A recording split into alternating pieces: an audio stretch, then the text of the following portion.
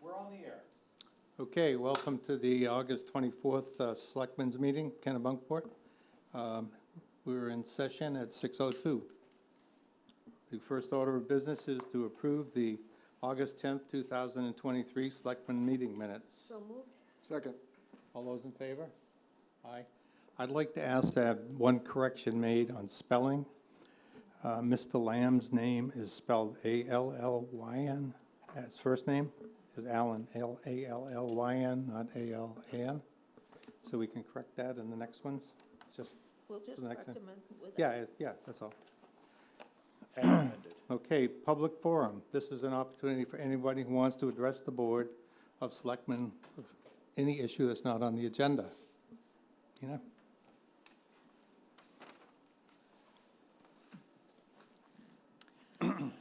Hi, I'm Nina Perlmutter. I'm a resident at 13 Lock Street. I came here to bring up one issue, but actually it turned into two. So I'm going to go ahead and discuss both of those. There are issues with landscapers parking again in places where they shouldn't. I'm sure the police department is sick of me calling them about Lock Street and Oak Street when they block traffic, especially when they block corners.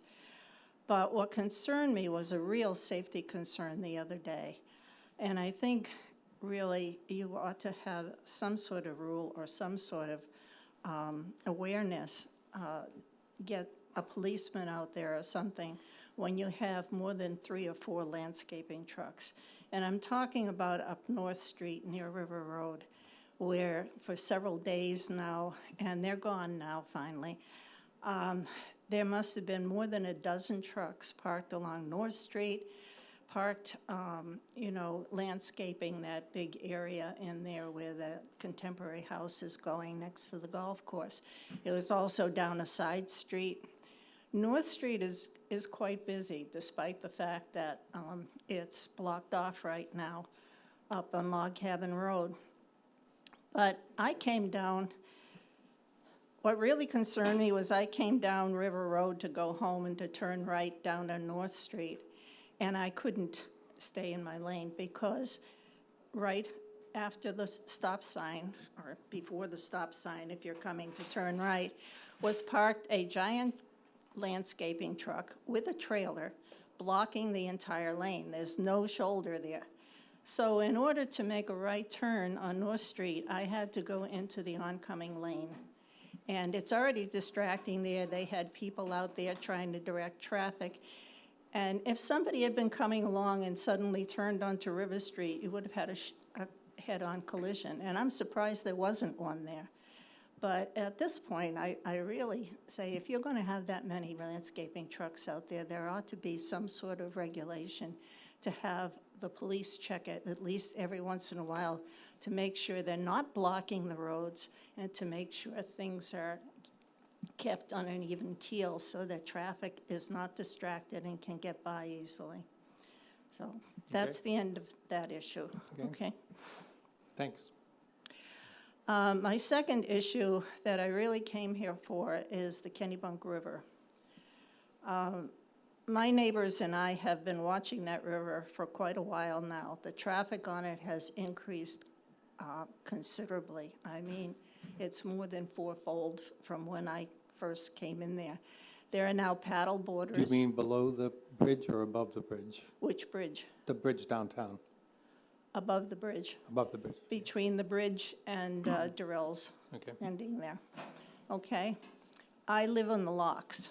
I have 600 to 800 feet of frontage there on the locks. And you've got paddle boarders who come out without life jackets on. You've got kayakers who sometimes don't know what they're doing, especially when the tide starts to go out and they try to come back and they go through the locks there, which makes for a little rapids and so forth. And then you have motorboat people who don't know the speed limit, and that's what's making it really dangerous. I've seen them come through. My problem is wake. My neighbor's problem is wake. My bank is being undercut considerably. I've looked up research. I've read at least 4 research papers studying wake, and it's very clear that the wake of boats is accelerating the erosion of banks much, much faster than any natural erosion, including storms and debris coming through and so forth. I have inherited on that land many dead trees that are falling apart in the river and are going into navigable channels. I can't afford to have someone go out there and on a barge or something in the soft mud and cut them up and take them out of there. It's just impossible.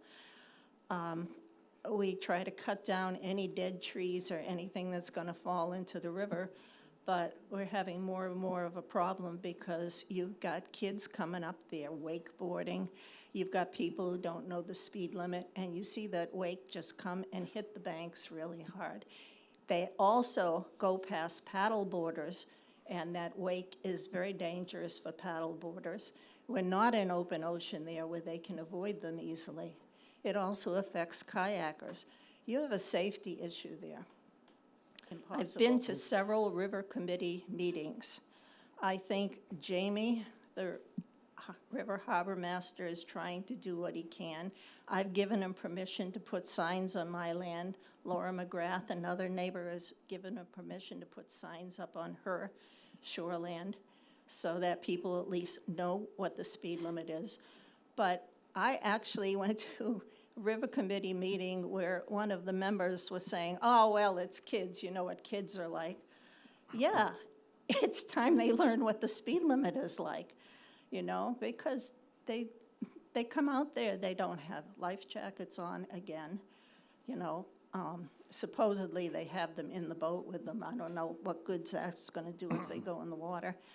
But they don't understand it's a river channel, and it's narrow in places, and paddle boarders, you know, aren't always that well balanced, and neither are novice kayakers.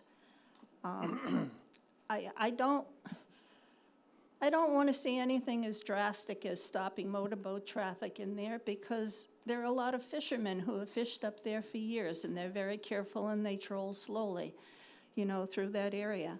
But you're starting to have real safety problems there, and it needs to be addressed. I mean, Jamie could not get out there this year because he had a boat where the motor needs to be fixed, as I understand it. You need someone patrolling, especially in the summer on weekends.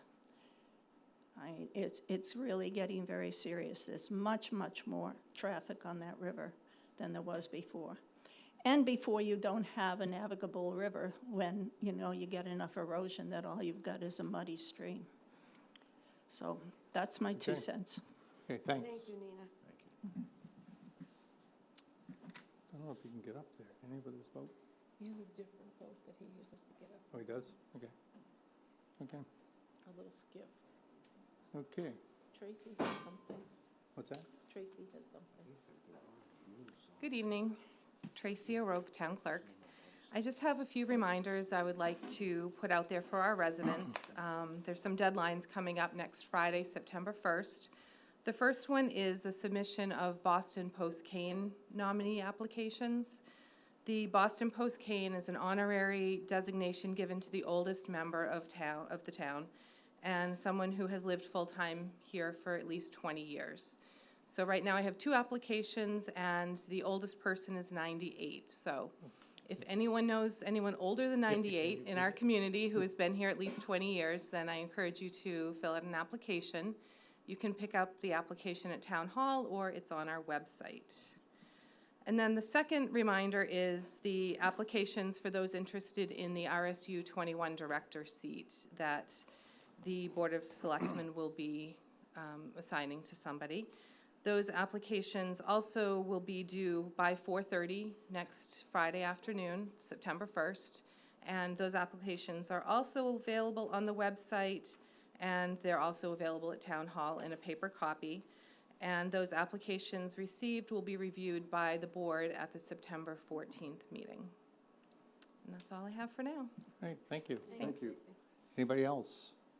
Oh, anybody out in the audience out in the TV land? We have 4 people, but no hands are raised. Okay, then we'll move on to consider renewal of a liquor license submitted by Musette LLC located at 2 Pier Road. And did we get the missing questions answered? Yes. Yes. And we're all okay? Yep. Okay, I'll So entertain a moved. motion. And I'll second. All those in favor? Aye, 5-0.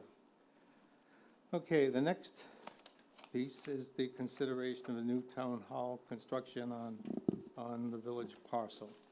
And I'll start out again with the presentation. I wish that, I'm asking that we table any questions till after the presentation is done, and then we will be happy to answer your questions.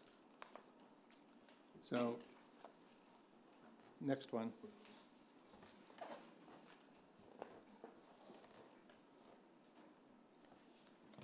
So, questions came up at the last meeting regarding the town hall public process and what have we done and how many meetings and so forth. So we have lined out everything that we've done.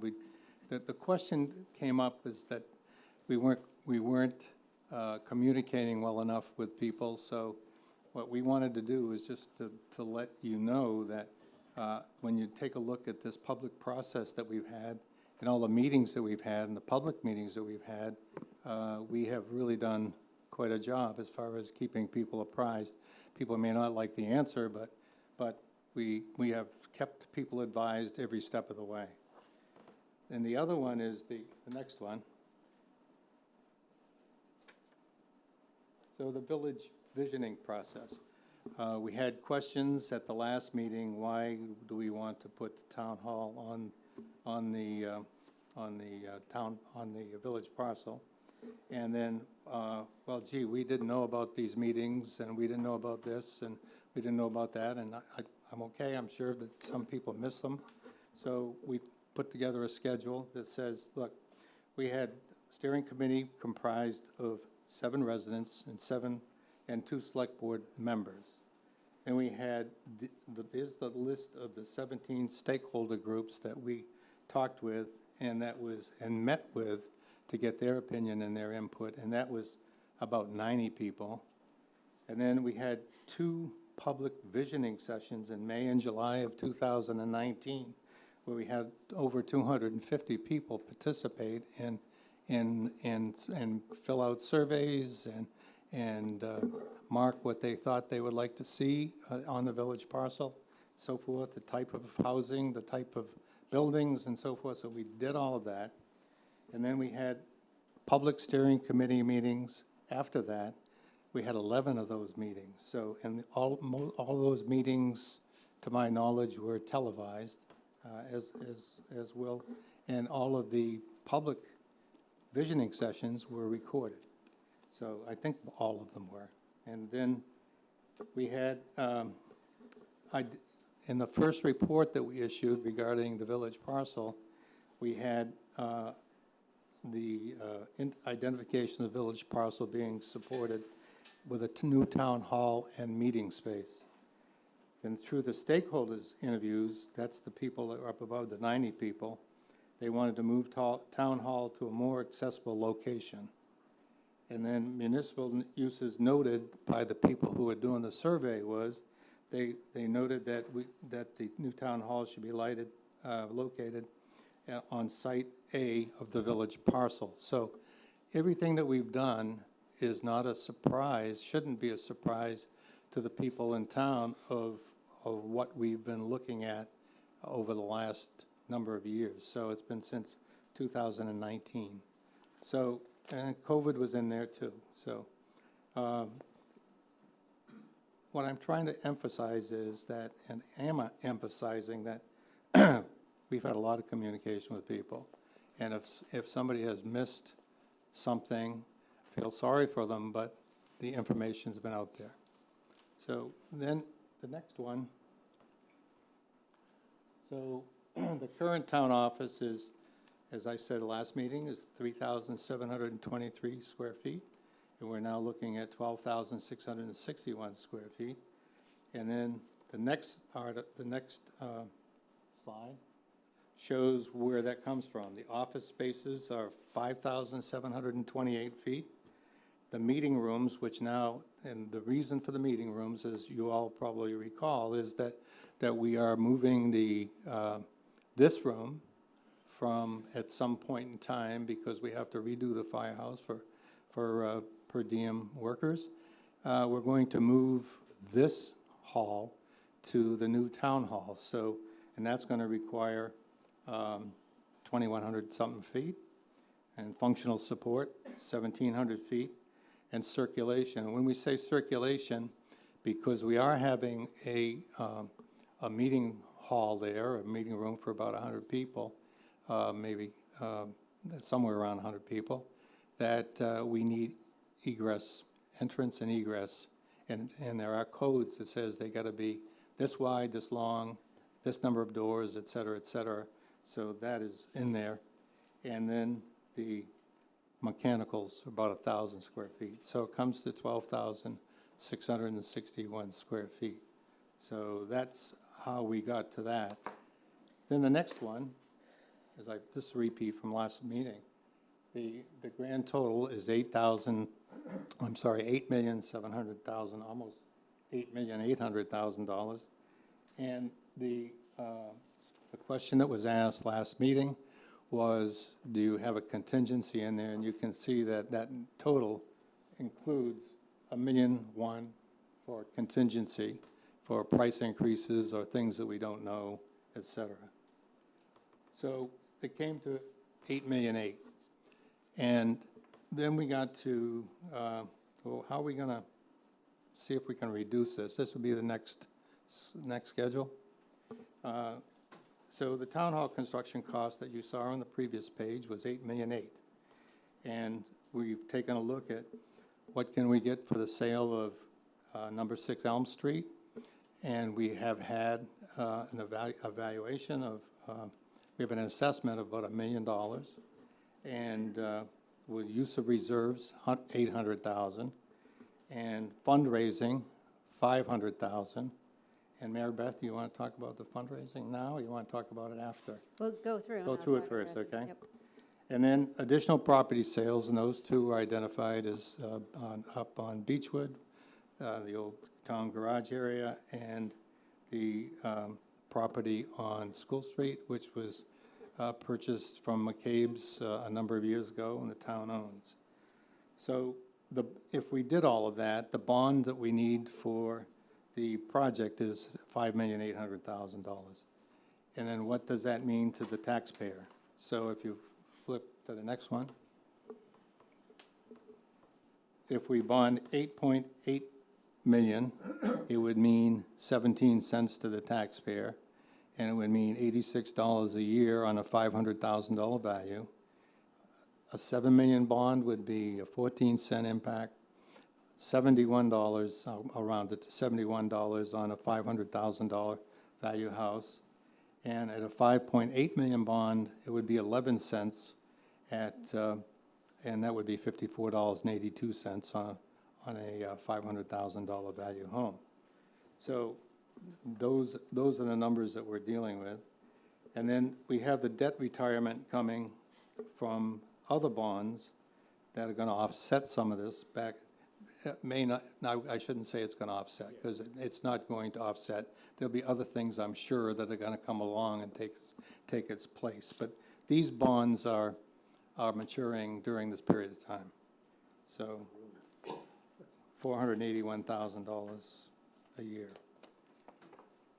And then Mr. Lamb asked last meeting, about how we got a capital improvement plan, and I'll let Lori talk a little bit about this.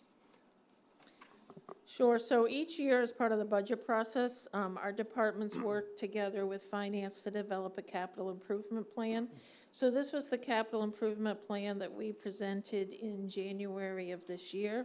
And so what we've done is summarize it here tonight, and you can see the totals at the bottom with the departments. And what we try to look for is any possible expenditure that could impact the future so that we can prioritize and settle on our needs. Because this is a capital improvement plan, it doesn't mean that it all gets funded from the budget or from bonds, but from a variety of different ways.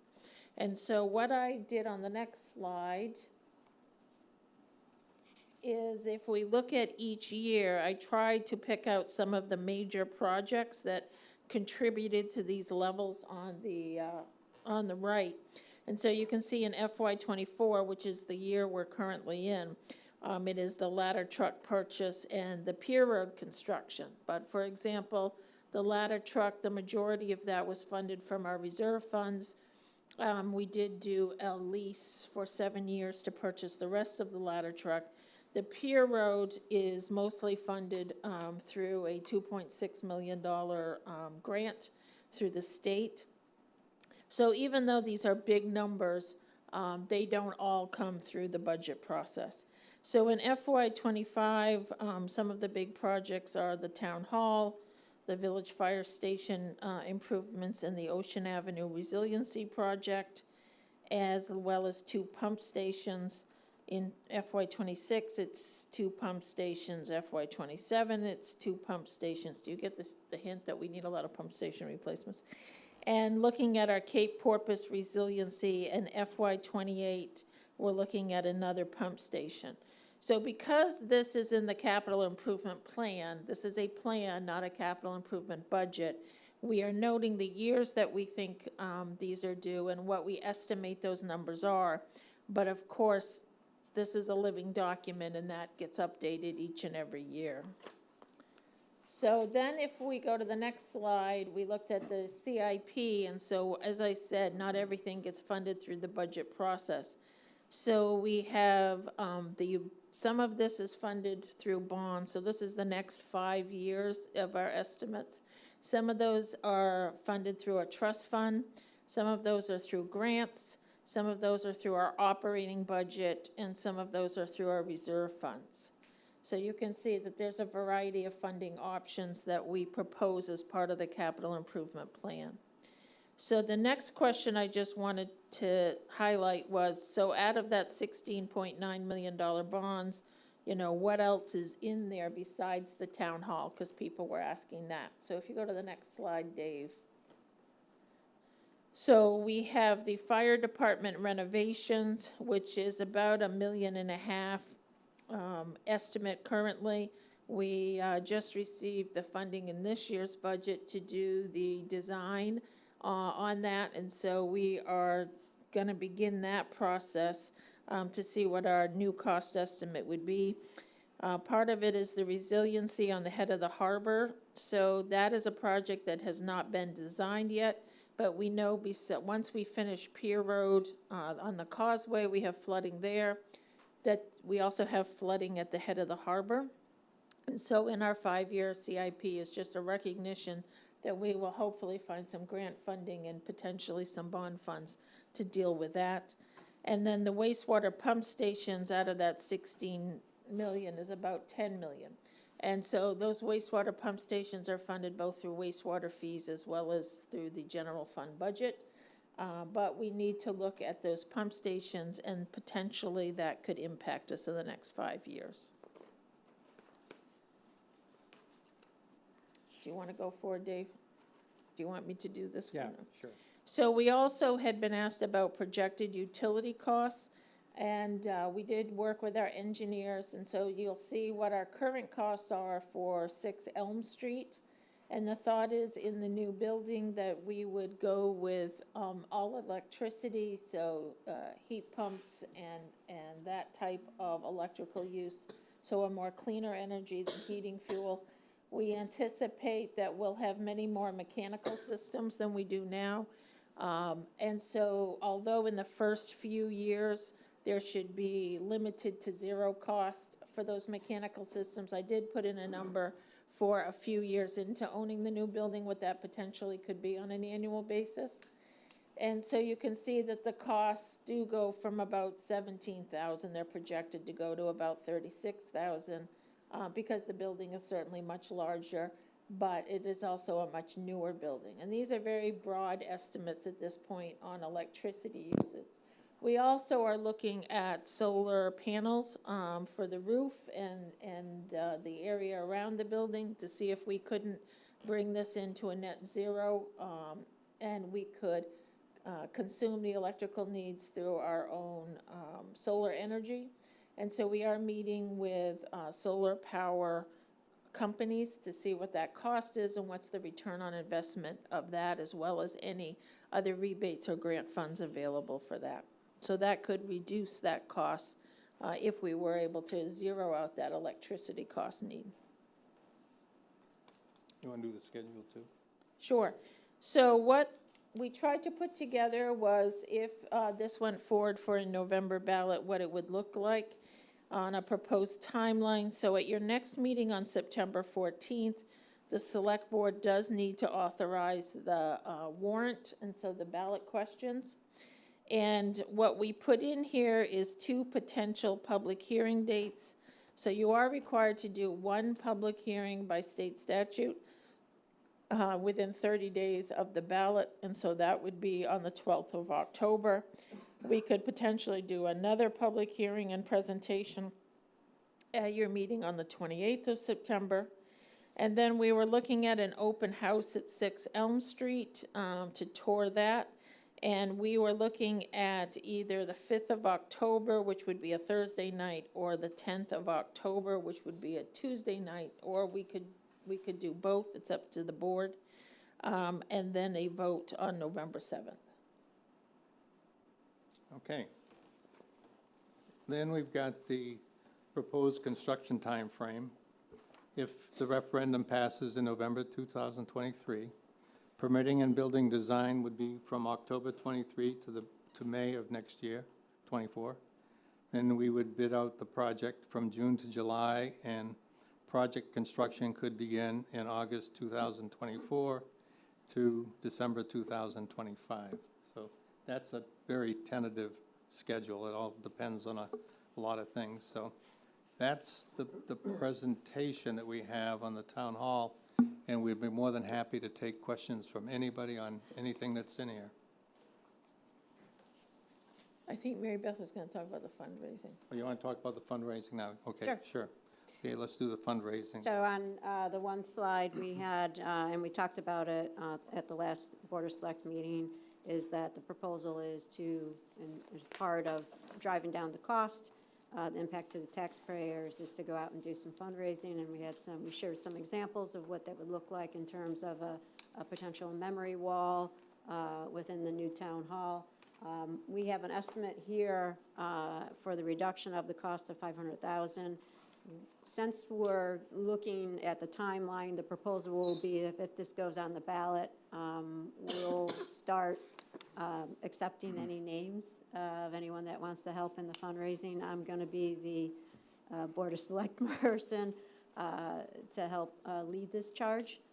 So again, just reach out to me through the town email and stuff if you're interested in supporting this or helping this in any way. I've already tagged a few people, but we'll start in earnest once we vote to put this on the ballot. Thank you. Okay, thanks. Anybody have any questions or input? Kevin? Kevin McDonald, Kennebunkport. Just a quick comment. So I went to some of the visioning sessions on the town parcel, so I was aware of it. I will tell you, I was not aware that there was a plan for the town hall question to be on the referendum this year.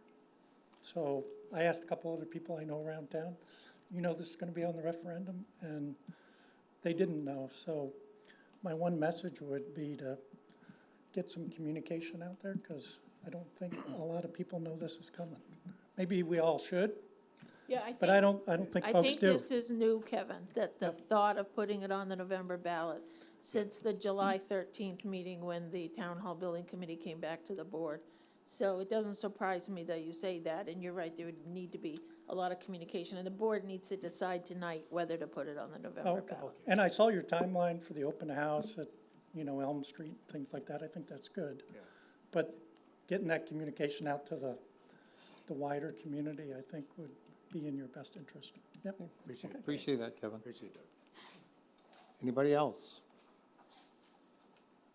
Hearing none? Anybody out in? Okay. Go ahead, Melinda.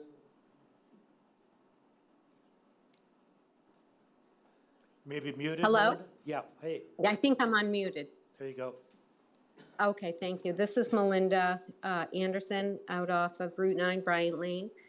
I rewatched the meeting from the last time this was all discussed. Can we talk about, I heard something about faux windows and like a faux awning. How is that going to work out? Is that the windows that are over the doorway? That just that, is that the question? That's an architectural, I believe, Yeah, that's all that is. yeah. It was mentioned that they were kind of, I think, out back, maybe towards the parking lot, but Oh, maybe- what does a faux window Can you- look like? Can you bring up the design? Is it the windows up Dave. on top to break up the That's what I roof line? thought, that's what I thought, Yeah, that that one. this set, right? I think it's the windows on top to break the roof line up. I think that was, maybe? Let's Yeah. take- Oh, Let's okay. just wait until we bring it up so that we're all talking about the same thing. Mhm. Belinda, are you seeing the screen?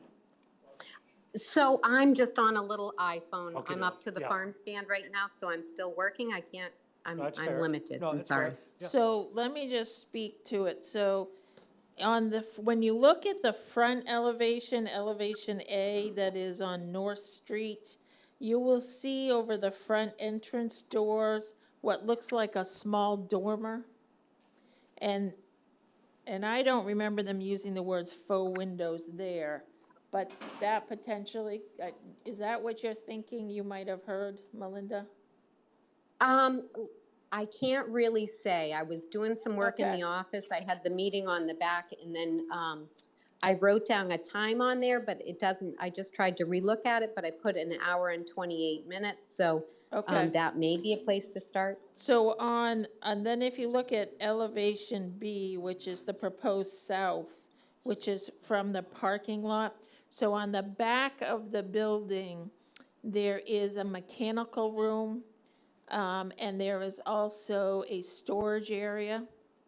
And I think the architect talked about a faux window there just to break up the look, so it didn't look like one solid wall. And to me, a faux window would be something that architecturally looks like a window, but isn't really a window because of the use behind the wall. I was just kind of curious, like, if something would be in that window to make sure that, it wouldn't be considered a way of accessing a fire, or if it's something really up high, it would just be something relevant to the fire department, but, I wasn't sure what that meant. I know, there's a house in Cape Porpoise that has like a dog in the window, knowing that, it's fake or whatnot. So I just didn't know what that was going to look like. Well, that's something we can talk to the architect about. All right, well, thank you. I would like to say that I still consider the amount high. I was looking in 2021 is when Arundel built theirs. I know with COVID, expenses have gone up, but expenses have also come down. So with that, I did rewatch the meeting, and it did talk about a flat roof, low-pitched roof with drainage, and then it did talk about flat roof in an area that people won't even know it's flat. So I know that was addressed last meeting, and Werner said that there was no flat roof, but rewatching the meeting, it did enlighten that. That's my comment. Okay, thank you. Anything else? Melinda, anything else? No, that's it, that was it. Okay. Okay. Consider done. Okay. So item number 6 is consideration of Cape Purpose Pier funding gap and updated cost estimate. Mike, you gonna do this? Who's gonna, oh, I'm sorry, Brian.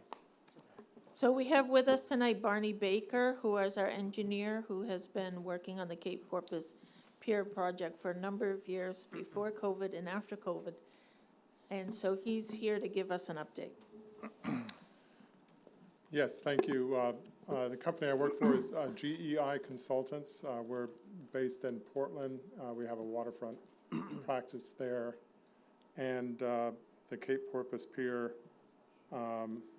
is our #1 project at the moment. I do have a short presentation. I'm not sure whether all members are familiar with the project, so I thought I'd just walk through it We're just bringing that presentation. very briefly. Promise. Sorry,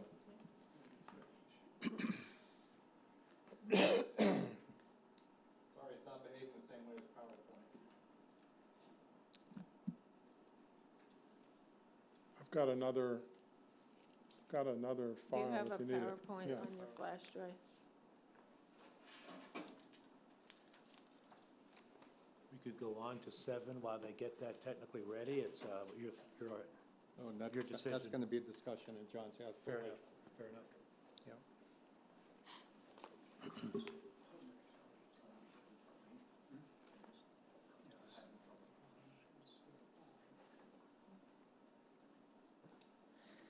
Thank you, Barney. Dave, here's a PowerPoint.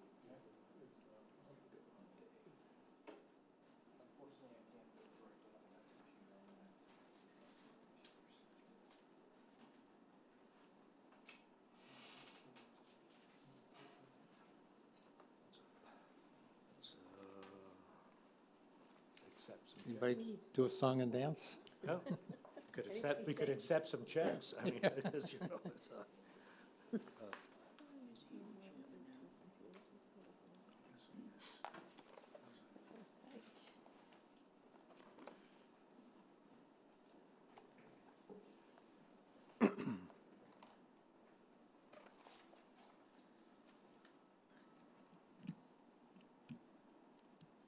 So just while we're waiting, I want to accomplish, I guess, 4 things tonight. One is to just give a brief overview of the project. 2 is to talk about the funding shortfall. 3, to explain ways that we are addressing that shortfall. And 4, what the next steps are. So.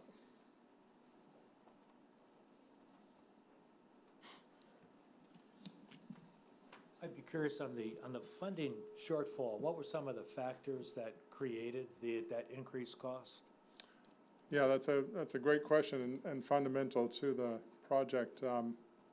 We started back, I think, in 2018, working on this project, Yeah. and realized then that it was a significant budget for the town. Mike Claus did kind of yeoman's work to get a grant through EDA for the project, and we did some preliminary feasibility studies, and those studies essentially came up with the project plan, which reconstructed elements of the project and replaced others that were tired. And we had just finished the Government Wharf project. Right. And so we scaled the costs for that Government Wharf You had some project. good hard costs that you could scale from Right. at that point in time. Right. Exactly. We Yeah. scaled those up to the new facility. And so we thought our budget was in good shape as a Sure. result. And so that budget was the basis for the grant applications that we made. Right. But unfortunately, COVID came and the construction climate has changed, and marine construction in particular has escalated faster than other construction type facilities.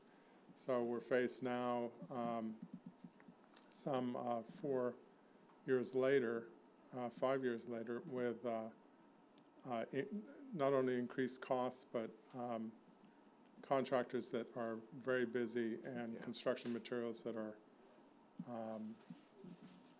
hard to, or more difficult to get and more expensive. Supply and demand's working against us both times. So it wasn't a guess in the beginning. We started with some very hard numbers. We had Yes. actual costs. We scaled them up. I think we were rather conservative at the time. It's just we got clobbered by supply and demand, supply chain, and construction costs, and the fact that marine costs are actually a multiplier on terrestrial construction. Well, Exactly. and labor costs. And labor labor costs on costs. top, so costs, thanks. Just, All right, Barney, do you want to go ahead? Okay, all right, great. Well, first slide. So this is a picture of your facility at Cape Porpoise, and if you just keep going. So these are the broad overview. I was going to tell you briefly about the facility improvements, give you a brush at the budget and the timeline, look at project budget controls and next steps. So next slide. So this is an aerial view, and the waterfront is dominated by the Army Corps Channel. This facility sits right on the Army Corps Channel. You can see that in the dark water in front of the pier facility. What that means is to get anything permitted next to that channel is a significant effort. And so this project did have to go through very extensive Army Corps and DEP permitting. What we're essentially doing is reconstructing the entire pier facility with the exception of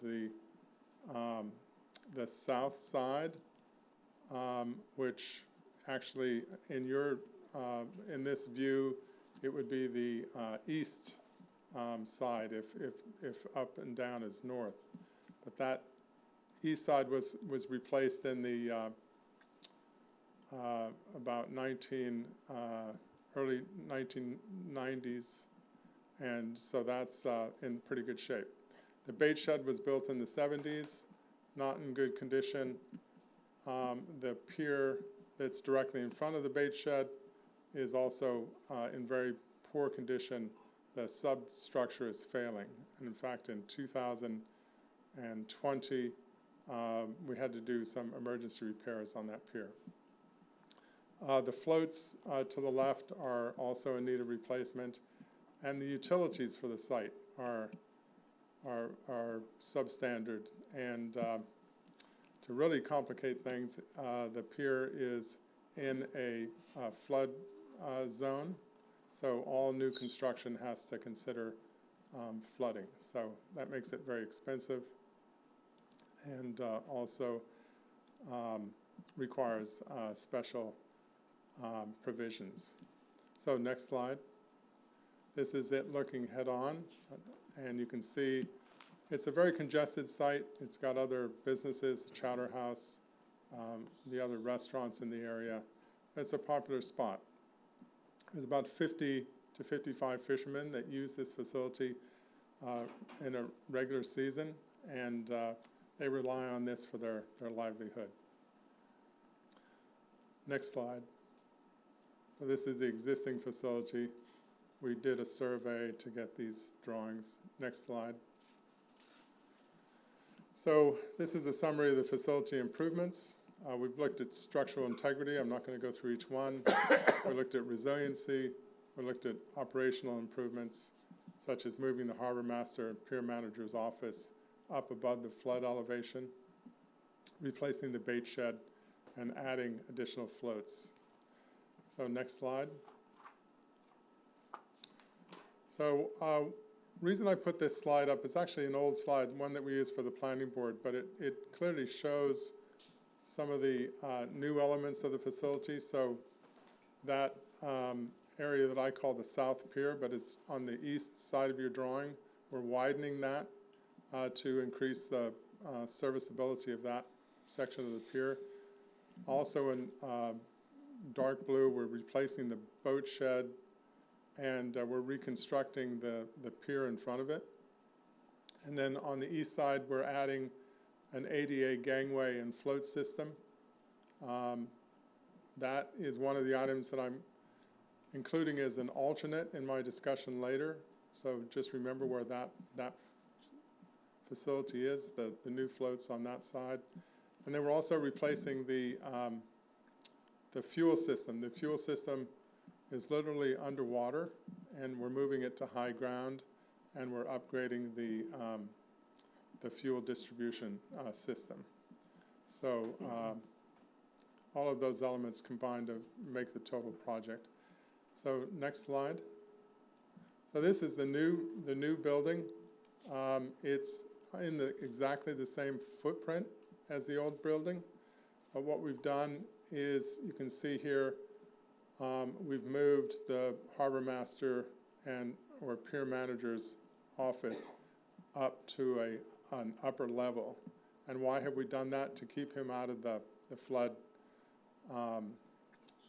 zone. The bait shed itself is flood-proofed. It's got breakaway walls so that in the event of a catastrophic storm, the panels will break rather than impacting the structure of the facility. So next slide. So this is the project budget timeline. So I thought I'd kind of drive you through where the increase in costs has occurred and why this project has escalated. So back in 2020, when we finished the concept design, we based the costs on the government wharf project and also construction that we knew about at the time. So we had a total project cost of $2.3 million. Move forward to 2021. That's when we completed an engineering report and an environmental study. We've done additional design work, and we're able to support Mike Claus in the EDA application. And so we based that projections on 2022 construction. And we had a building cost then of $2.4 million. And we started to look at $1.9 million from an EDA grant and $250,000 from a SHIP grant. And then that town funding column is $250K. I'm sorry, this slide is hard to follow. The column headings are masked on it for some reason. But that design was the basis for planning board approval, and we also received the EDA grant a year later. So in 2022, we kind of looked at the budget capacity for the project again, and we came up with a capacity of funding of $3.2 million. We could see basically the impacts of COVID were starting to manifest themselves. The difficult to obtain construction products and the increase in labor associated with their improvement and delivery. So we were starting to look at higher prices coming in. And so that $3.2 million is basically a $2.2 million EDA grant and $500,000 Small Harbor Improvement Program grant with the state and $500,000 matching funds from the town out of the town harbor budget. So then after 2022, we started to get our permits back for the project. They took longer than they should have done. The DEP and the Army Corps processes are just taking longer. And the proximity to the navigation channel required a special 408 permit, which is a new activity. So anyway, it took us over a year to secure those permits. And so in July of this year, we finished the design, and we submitted the project to EDA and MDOT with an updated plan, specifications, and estimate review. So prices are now coming in higher. We are based on MDOT's experience and GEI's experience. We also hired a construction expert to help us with the estimate. And so that new budget of 3.7 million, again, with 2.2 million from the EDA, 500,000 from the Small Harbor Improvement Program, led to a shortfall of 1.06 million, which was more than the town had in their waterfront budget. So what did we do? We identified alternates in the project that we could pull out and essentially get the project within the town budget. And so we reduced the cost of the project to 3.4 million, matched the town waterfront budget, and took out the solar panels and the south float system, which is that long gangway and the floats that I pointed out earlier in the design. So that essentially brought the project back in budget. And then we submitted the package to DOT and EDA for review. They came back and indicated that MDOT indicated, we don't think your estimate is high enough. Please look at that again. Also, in light of the construction bids that they were getting, the recent ones, they advised us that contractors, it was very unlikely that they would be able to build it this year because they were so backed up. So we did a couple of things. We sharpened our pencils with our construction expert. We looked at all additional alternates to pull out, and we also looked at 2024 construction. So the 2024 construction number that you see there is $4.5 million. That includes a higher contingency. We've essentially taken 2023 prices, which we know are high, but they may be here to stay. We're hopeful that they aren't, but we need to be realistic. And we've also moved the project into 2024. We've increased the contingency from 10% to 15%. So the net result is that the EDA grant, we didn't make inquiries to see if we could get more money from the EDA, and we did the same from MDOT. The federal agency has said, sure, you can get more money, but it's going to take an act of Congress. So that's not going to go anywhere. The state indicated that we were maxed out at the 500K, but they did encourage us to do the whole project. So what does that mean? They said if you take elements out of the project, we'll consider those for grant funding at a later date. So that was kind of semi-good news. So in the final analysis, we've given the board two scenarios to consider. One is where they fund the whole project, and they make up the difference with make up the shortfall of 1.1 million, or they fund a reduced project which pulls out as alternate bid items the solar panels, jib crane, and the south float system for a savings of approximately $400,000. What that does, there's still a shortfall, but it's reduced from 1.1 million to 707,000. And Barney, we should just reiterate that these are estimates.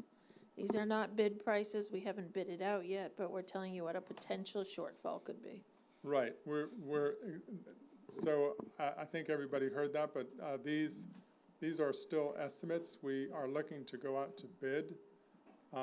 The grant agencies won't let us go out to bid unless we have secured funding for the project. So we're giving the town what we think are realistic numbers. We hope they're conservative. And as I explained before, the contingency's been increased for 2024, and we're also carrying 2023 escalated prices. So we're cautiously optimistic that this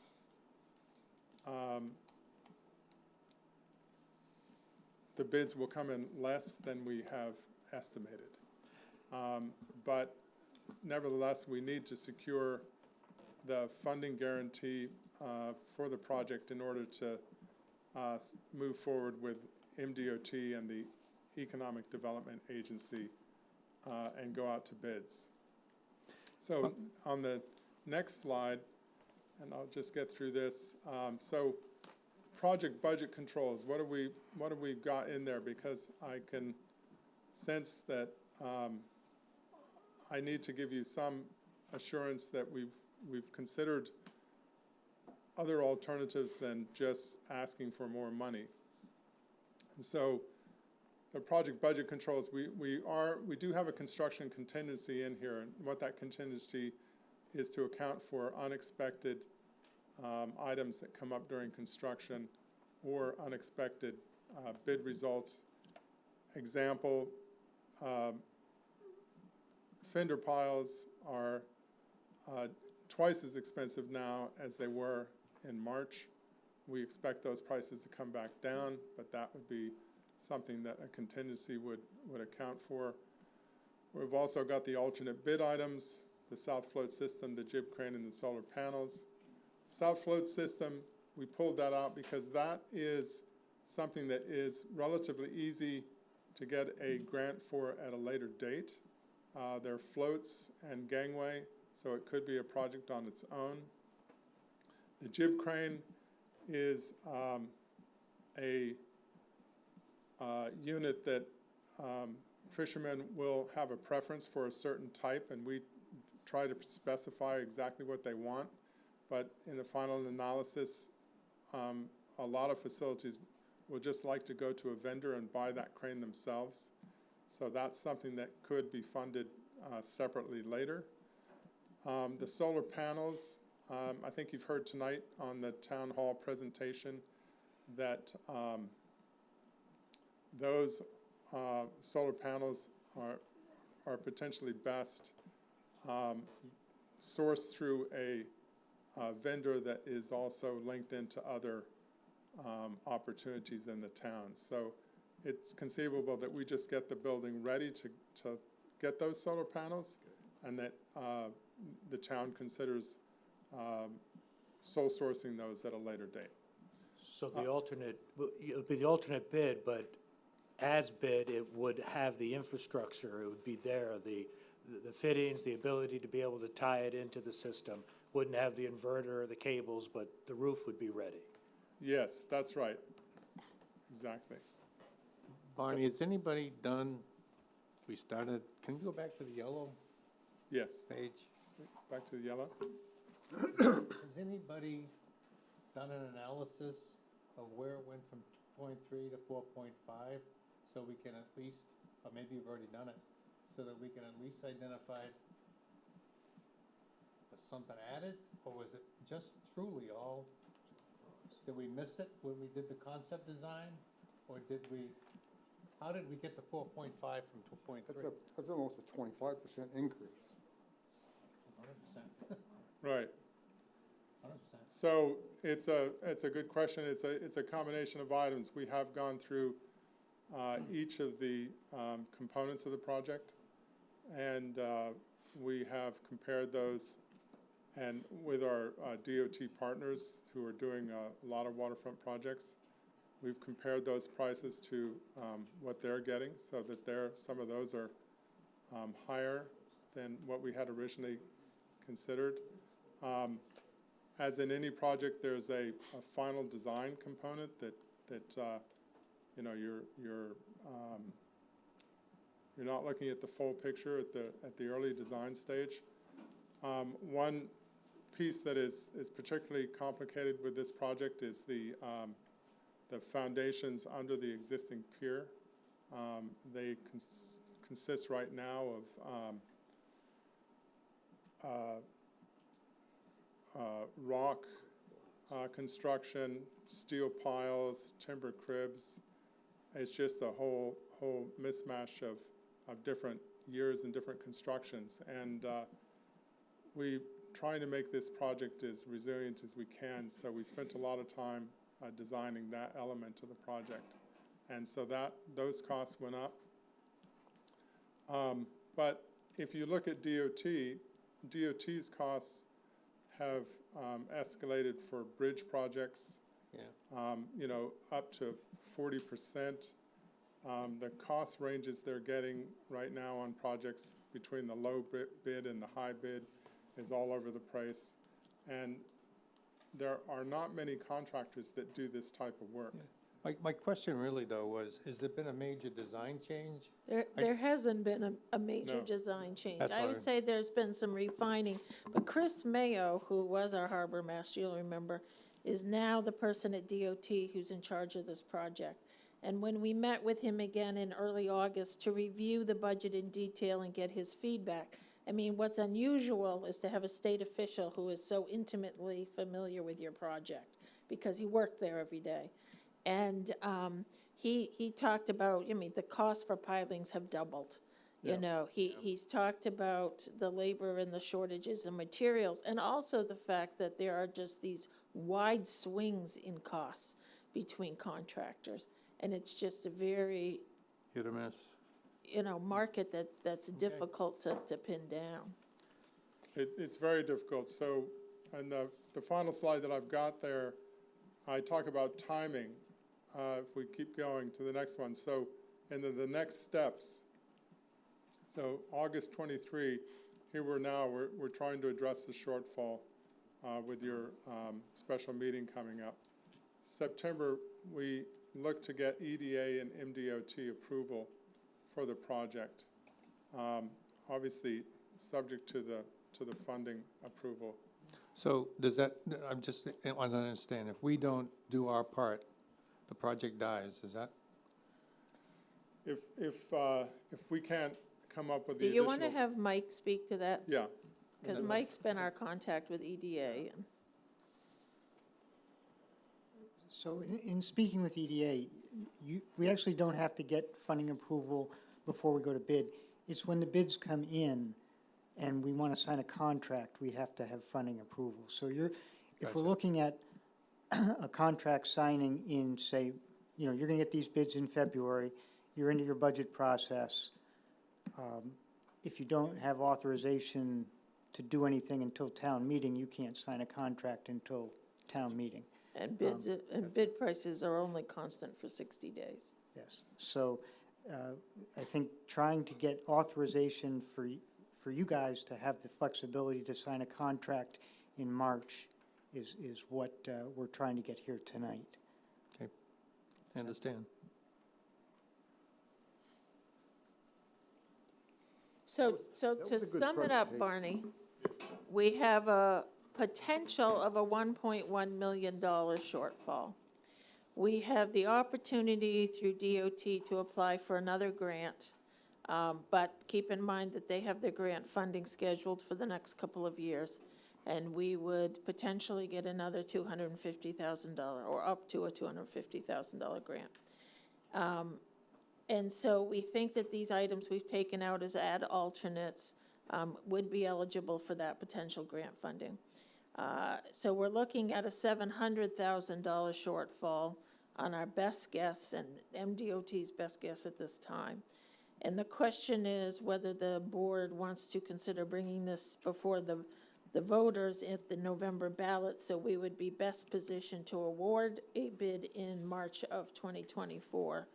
I have specifically asked Barney to have the bids due by the last week of February. We want to wait till after the Christmas holidays when contractors are back to work and they'll be ready to start scheduling 2024 work. But I really wanted the bids due by the last week of February, although my budget will be complete. We will be in budget discussions all March, and so it gives us an opportunity to have those discussions before we put the budget to bed. Any other things? Well, just that timeframe of putting the project out in January is a good time to secure waterfront contractors as well. It's before they've committed to doing projects for the next season, which will begin in the winter, summer season of 2024-25. Does the board have any more questions? No, I think you did a great job with the presentation. Mary Beth? Yeah, so I think this presentation's, I'd like to, add what Alan said, this is very helpful. I just have a couple questions. So the alternative bid items, so the south float system, so really what I'm trying to understand is any impact to the fishermen, the commercial fishermen that use this for the alternative. So the south float system is really the ADA portion that you talked about, which is or is not impactful to The south flow system doesn't exist today, so it was gonna be an addition on the project. So it is a new amenity to the float. Okay. Not related to commercial activity at all, fishermen.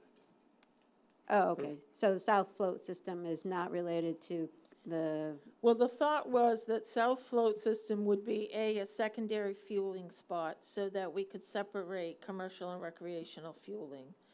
So to help eliminate some of that traffic jam. Also to provide some recreational tie-up space in the summer. So again, to create a buffer for the commercial users. In the winter, the thought process would be that they would use that area more, the fishermen. But it's something that we don't have today. okay, so that's additional. So my understanding is that no impact to the commercial fishermen if we delay that to, okay, great. How about the jib crane? What is any impact to the commercial fishermen today if we put that in the second phase? Right, so there are, right now there are three cranes on the project, or 3 lifting points, and the base bid for the project still includes those 3. Fishermen asked for a 4th one, and we'd provide all the setup, the timber apron in front of the pier and everything else, but we would not have that extra crane. And today they have They have 3. 3 to, okay, so Yeah. this would just be additional for Right. them, but all the setup would be there for, okay. And then my other question is, given the timeline of 24, 25 construction start and how you have, started the presentation with a great setup of the facility, what state it's in now, are there any additional shore-up costs that we have to look at for some short-term things because of the delay of the project for the commercial fishermen today? It's exactly the same schedule, it's just occurring a year later. Okay, And the one benefit is that it gives the contractor more time to order his materials.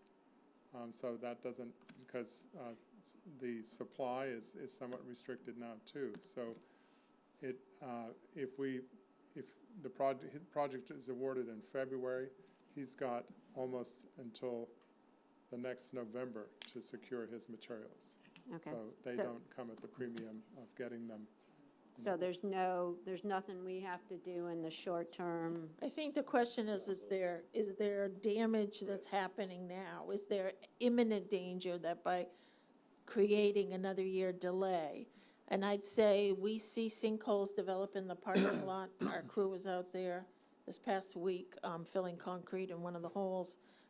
We have, Frank will tell you, we've got a couple of pilings that are broken like toothpicks and need to be replaced. So I'd say it's minor at this point. I mean, do you see any? But it happens every week. Yeah, generally pier damage is one major storm away. So it's for example, there was in the 2018 storm, the pier facility was damaged. So if we had another significant storm this year, that would obviously impact the facility. Okay, so there's no So my understanding then is that there's no imminent thing, that the delay of the project, that we have to step in and shore up, literally shore up some funding short-term, just to make sure that we've got the commercial fishermen. And again, we can't predict storms. That happens as they happen, and we'll address that when it does. So I'm, I think you're correct. okay. Thank you. And just a quick one, the commercial, you made a comment about the 50 to 55 fishermen, the commercial fishermen today.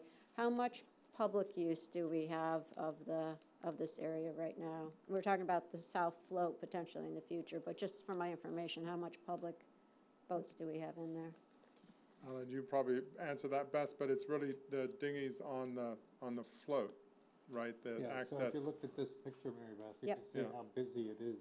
A lot of this is recreational, what's on the floor. So these are the, Those are the dinghies that okay. they use to get Yeah. out to the. Yeah, but those are part commercial. We have both commercial They're and both, recreational yeah, both. peer members who pay dues to belong. And so I would say we have a similar number of recreational members as we do commercial. Yeah, Would Okay, you say, Alan? yeah, right, yeah, right, yeah. Smaller, yeah. thanks. And I just, my last question, I have to ask it because I trust you, you know, that you guys have done due diligence, but I just have to ask it. So there is nothing else that you would, since you've thought about it more, that you would put in phase 2? We've had a long time to put this project together, and it's also, it's got other eyes on it too. We have, the fishermen, looking over our shoulders, the harbor master, pier manager, and also MDOT. So I believe we have considered everything. Okay, thank you. Nice. Okay, what's the pleasure of the board? What do we need to do? Well, we're gonna need, to we're going to, And we're gonna go. do gonna that go, later? but, Yeah, yeah, I would certainly want to move forward if we Yeah. do with the, taking aside and putting as alternate bids, additional bids, And saving the extra money, right? and right save now. the extra Right. money. Yeah, I- we I can agree. find that later, and we still have a functional pier, and the pier needs to have this work done. Yeah. it's okay, when we get to item D, then I just want to know if there was any discussion while everybody's here, that's all. No? Thank Okay. you. Anybody in the audience? No hands raised, okay? Who? Melinda. Okay, Melinda? Yes, hi, Melinda Anderson. With the fueling for recreational out on the south float ramp, is the pump out station, the sewer pump out station out as well? There is no plan currently for a sewer pump-out station. That's correct. Okay, great, thank you. Sure. You're welcome. Okay, anybody else? No? Okay, moving on, we're going to move on to consideration of an easement agreement between the town of Kennebunkport and Green Marine Corporation. I'll let Lori. Yes, so we have John Green with us here tonight as well, if anybody has any questions for him. But as you know, in June, the town voted to purchase the boat launch from the Moonies. And as part of that purchase and sale, the town did do a survey of the property. The town, when it went into that purchase and sale, understood that the property did not include the Marine Railway, which is alongside the border of Green Marine. So as we went through the survey, we were told by Lower Village that what they had found for documentation, that it did include the Marine Railway. And so staff did follow up with both the Moonies as well as Mr. Green to confirm whether there were other deeds out there that had not been recorded and whether there was any other information to consider. And what we found was that there were no additional deeds, but there certainly was a record of Green Marine using the railways, installing the railways, and maintaining the railways for a period of time and operating them as such. So we began discussions with the Greens. Meanwhile, the purchase and sale had gone through, and the town became the owner in July of the boat launch. So we have been in conversations with John Green and through our attorneys, and think that the best option available to both of us is to go to the town to request an easement, authorization to enter an easement, I should say, with John Green, so that he can continue to operate the Marine Railway as he has done. Because of his decades of use, he does have an argument for rights under adverse possession. And we think that this is a win-win situation so that Mr. Green can continue to maintain the railway and operations for the use of commercial fishermen, and the town can secure its rights in the property.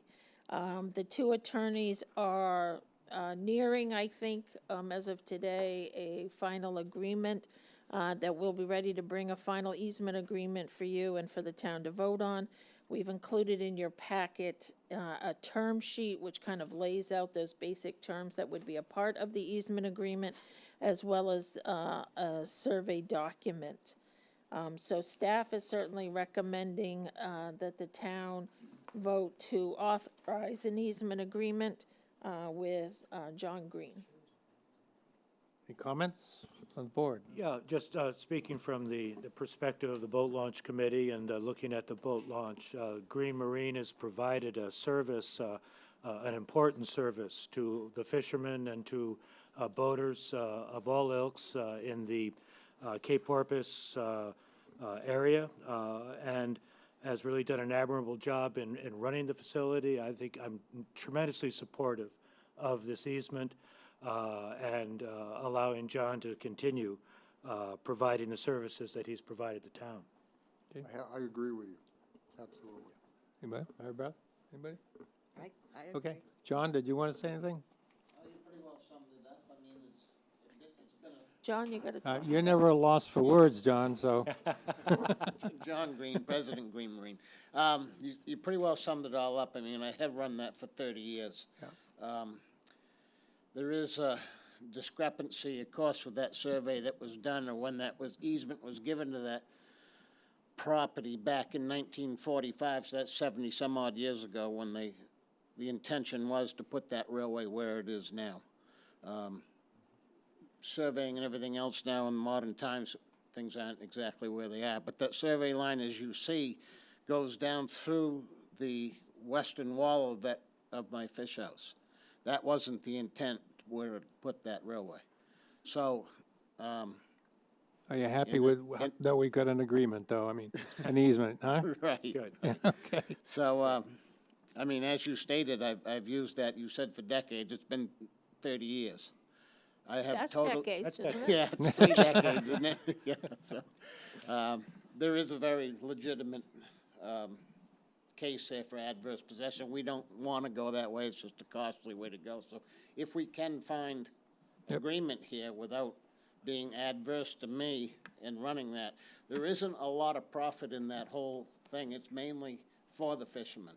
I mean, there is a little profit there, but not what you would probably imagine. It's not yachts that we haul out that have deep pockets, or what we call credit card. Should we come down and re-tax and revalue?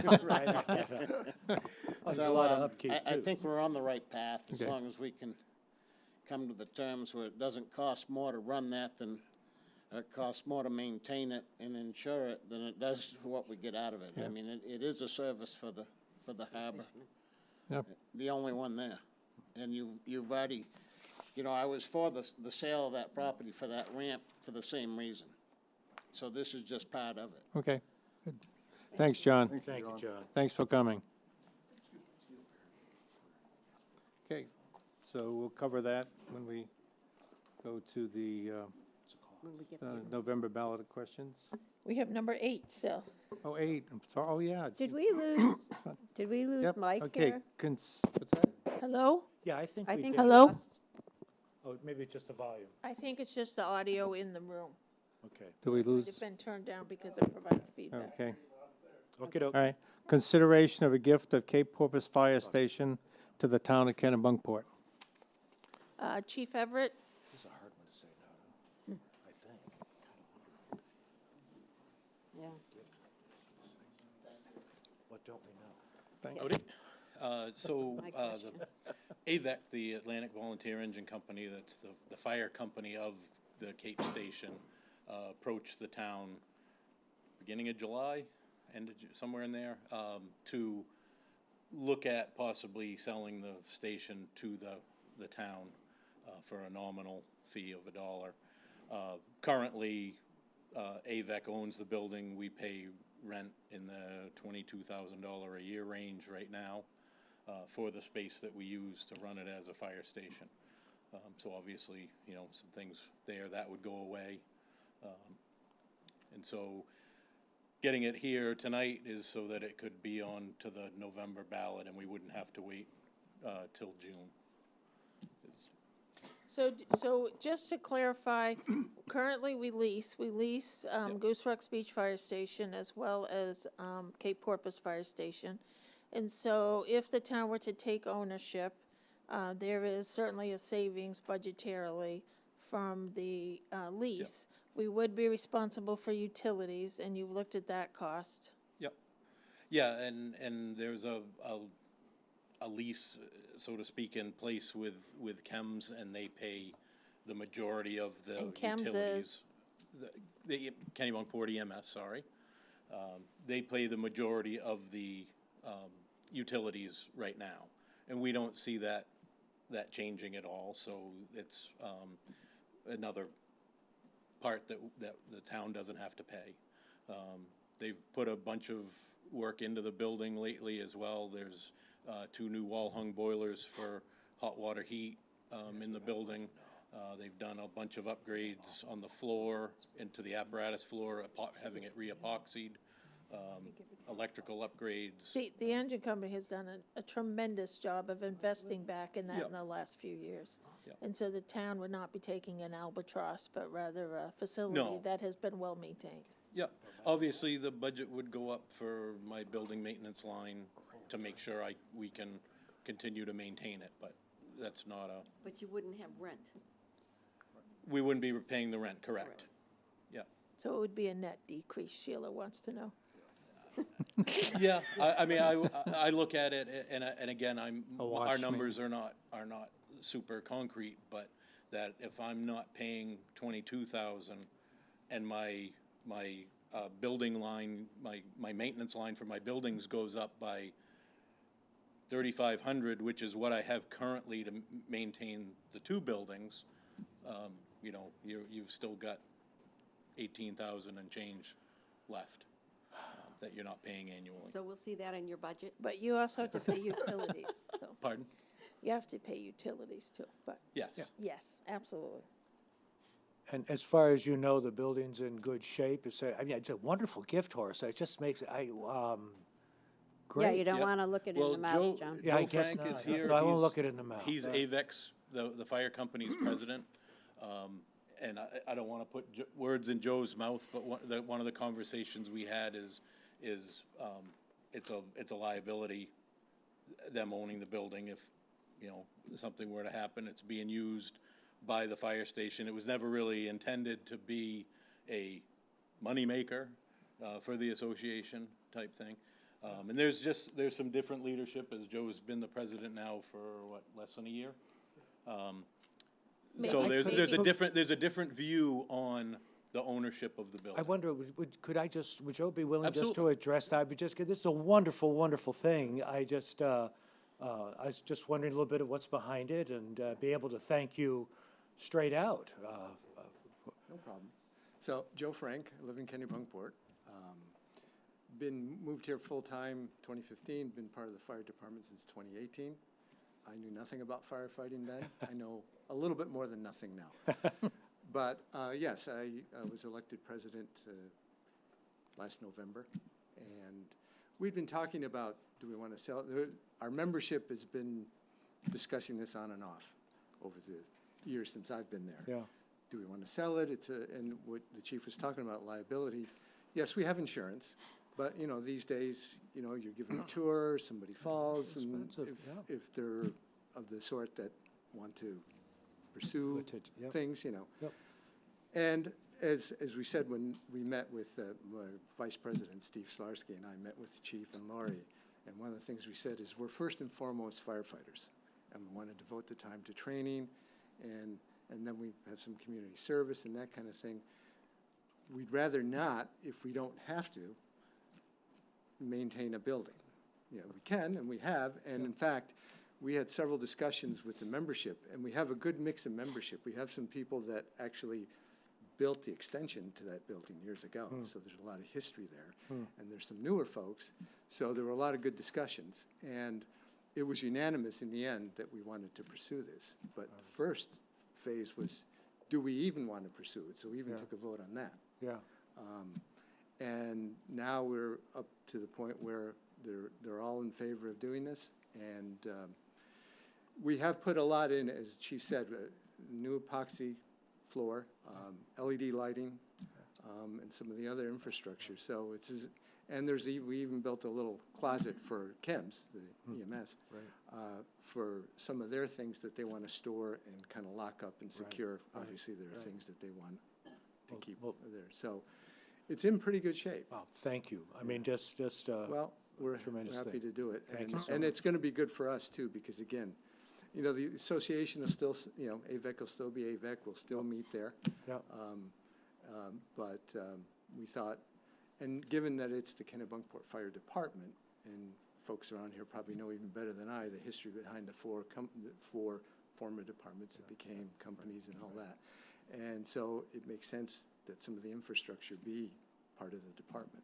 It's perfect. It's a great gift. Yep, thank We you. really Thank appreciate you, it. thank you. Well, thank you too as well, and thanks for your time. Could you Oh, speak thank to the you. people that own the Goose Rocks Beach building? I know, I could see, but Thank you, thank you. we'll see how that goes, but yeah. Thank you. Thanks, Joe. Thank you very much. That's amazing.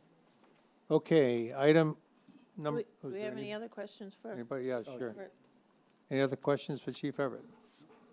All right, cool. Thank you. Thank you. Is there anybody with a hand up? No hands up. Okay, we'll move on to number 9. So we have the potential November ballot questions, and Tracy is here. Hello again. Hello. So before you is a draft of the warrant for the November ballot, which has every possibility that has been discussed previously and also tonight. And per Title 30A of state statute, the warrant has to be signed 45 days before an election, which means it has to be signed at your next meeting on September 14th. So we're just looking for some guidance as to which items you want, and then once that's been determined, I'll finalize all the missing pieces of the draft, send it for a legal review, and then have it ready to be presented at your next meeting for your signatures.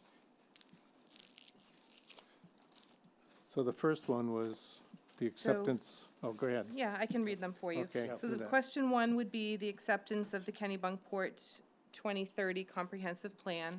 So that's been discussed at several meetings. It's just making some suggestions that the state had suggested, or making some revisions that the state had suggested. And then question 2 is the amendment to the street opening ordinance, which involved, I believe, some fees, among other things. And then question 3 would be the town hall question. Question 4 would be the Cape Porpoise Pier funding. Question 5 would be the easement agreement with Green Marine. And then question 6 would be the acceptance of the Cape Porpoise Fire Station.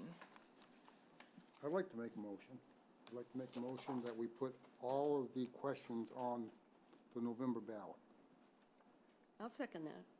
Yeah, but we've got to do some specifics, don't we? Or do we do that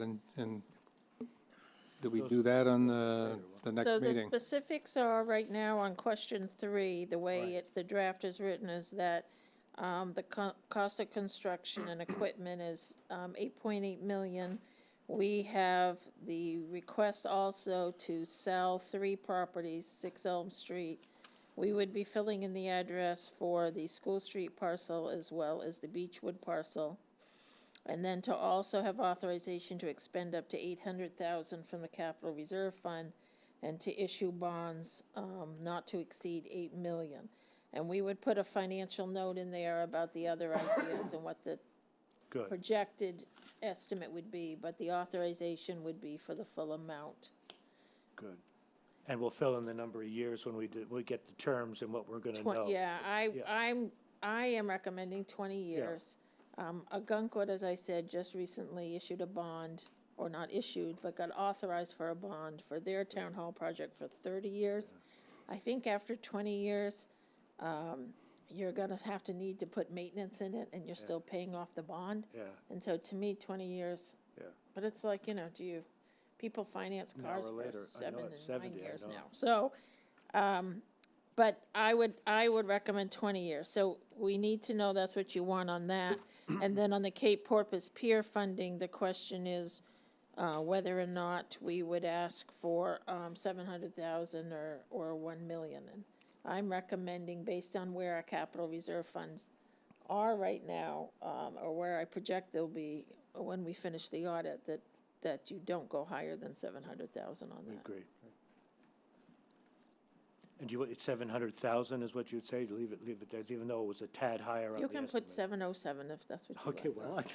well, not to exceed is that hard ceiling, Right, not to exceed 710, but. all right.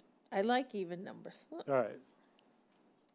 So I would propose, that do we need to set those specifics now? So that she knows what the Yeah. warrant questions will be. So, sorry. Go Mike, I don't, Yeah, so do we need a motion on this first? This is what I'm asking. We need a motion to put Okay. these ballot questions So on let's- and what the verbiage will be. one at a time? Can I ask Take one? Question 3, yeah, Oh. go ahead, sure. All right, we're going to take them one at a time? Yeah. one at a Okay, time, yeah. I'll wait. Thank you. So let's go question 3, Town Hall. We agree? Well, do you want to start with one or, Oh, I thought we had already approved these in prior well, meeting. have we to go. agreed to move them forward, but if we're voting to put them on the ballot, it Okay, would we be do, nice. okay. Okay, question 1. Acceptance of the Kennebunkport 2030 Comprehensive Plan. So moved. Second. All those in favor? Aye. Question 2, amendment to the street opening ordinance. So moved. Second. All those in favor? 5-0. Okay, question 3, see if the town will vote to authorize the Board of Selectmen to, we'd be issuing a bond in the amount of $8 million. Not to exceed. Not to exceed $8 million for 20 years. 20, we're good? I'm good with 20. You good with 20? 20 it is. Yes. Yep.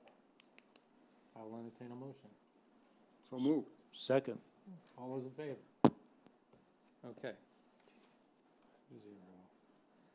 Okay, the Cape Porpoise, that's the, yeah, the Cape Porpoise Pier funding, and I can say them all together.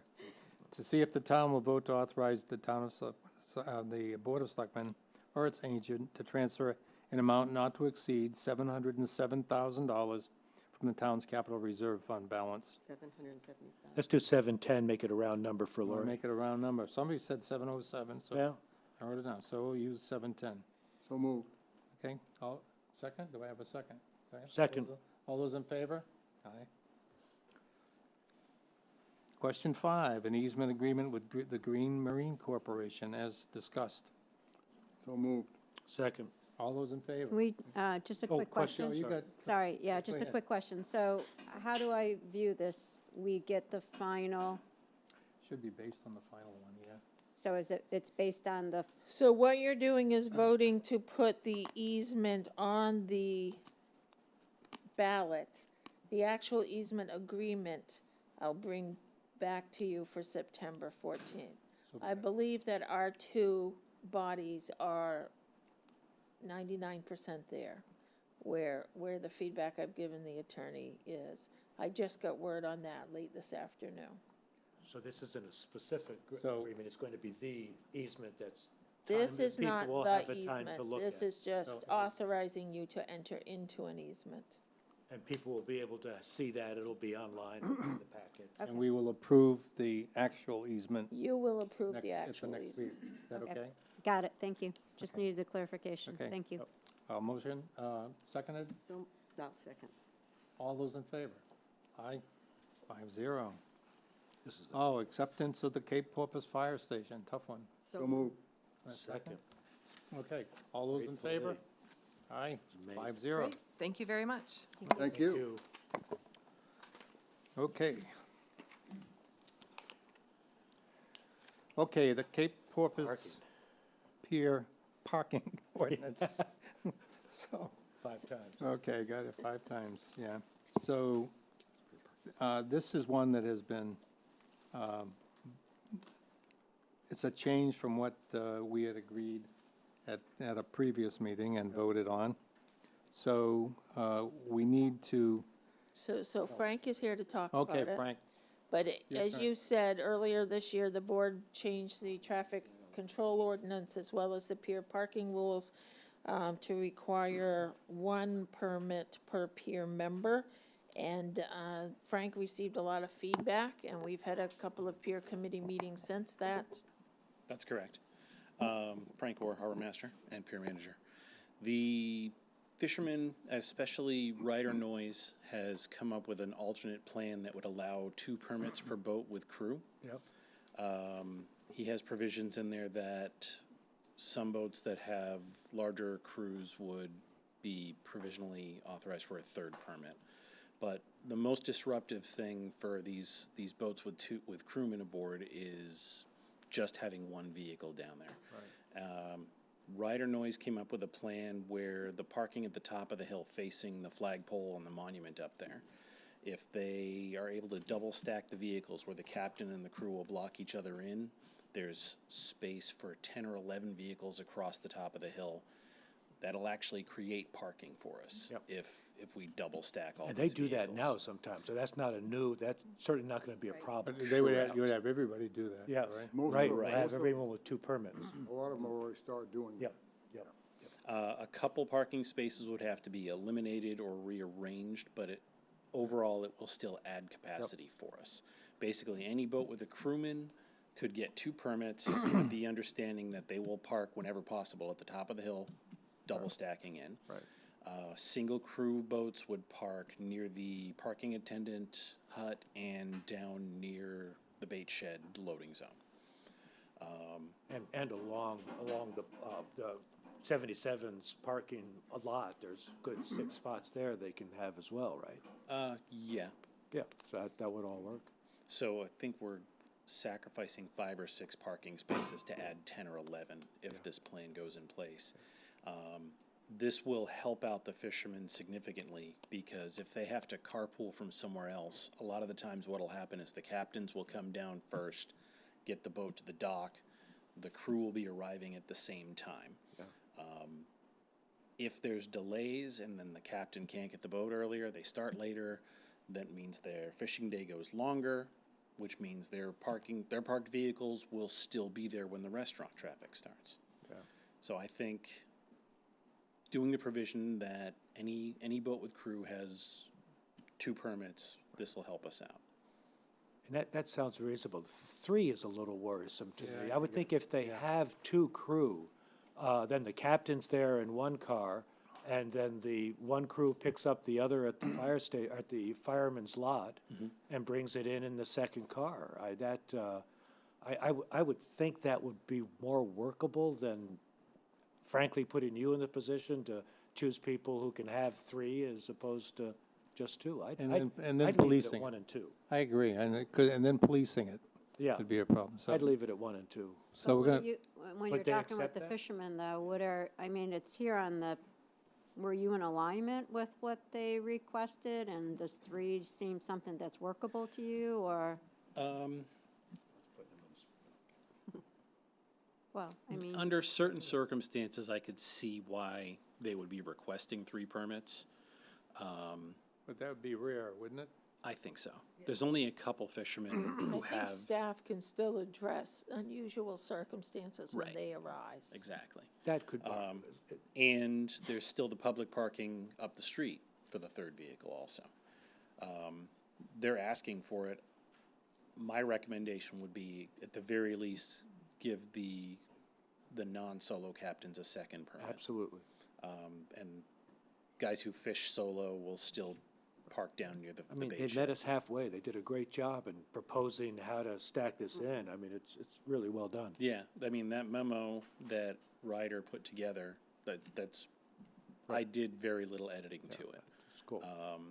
That's the proposal that they came with. I think the 2 permits per boats with crew is perfectly acceptable, and we Masterful. will add Can you capacity give us direction if you're willing to, because we'll bring back the public for the hearing parking lot. documents. So I agree with John. I think we should strike the third. But have it at your discretion, everything's at your discretion down there. So I mean, that's fair, as long as. But that's the- how it's written. Well, I think we would, but our suggestion is we'd strike that piece and just leave it as 1 and 2, and then you're saying that's. No, it's how it's written. It's, Well, that's how the memo was written, because Frank was reporting the peer committee meeting. Right. So that was their peer committee's recommendation. yeah, so they have it, and that's why I asked Frank, like, because, so he thinks there's maybe a couple, it's case by case, based on the description of the harbor master. And I feel that that's,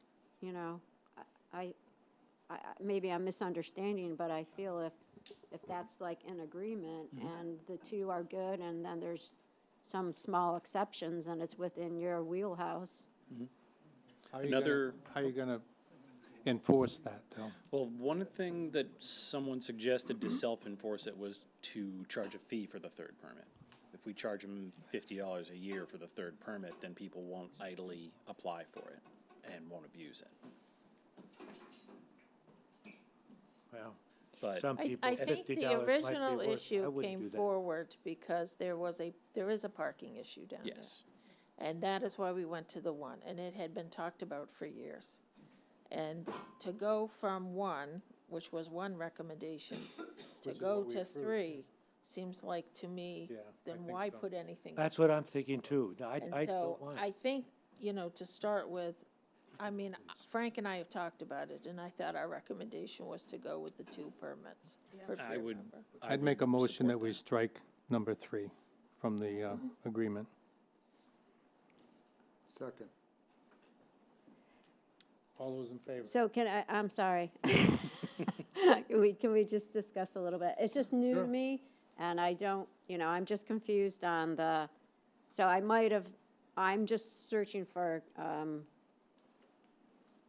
input from Lori and the board here. So this came about from the discussion with the peer committee Well, and, first of all, the first one came, Mary Beth, from the peer committee, where the peer committee recommended to us, if you remember, one She parking. wasn't. I Oh, wasn't you there. weren't here then? Yeah, Okay. so that's why I'm Okay, all searching. right, okay, So, so sorry. they recommended and agreed to 1 parking spot per person, per boat.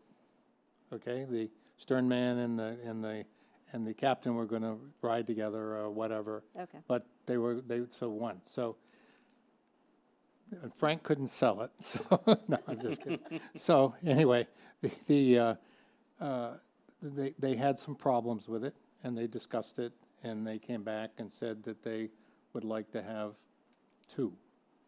Basically, Okay. that's what we were told, 2. And so that's what Frank put the bat for, was for 2.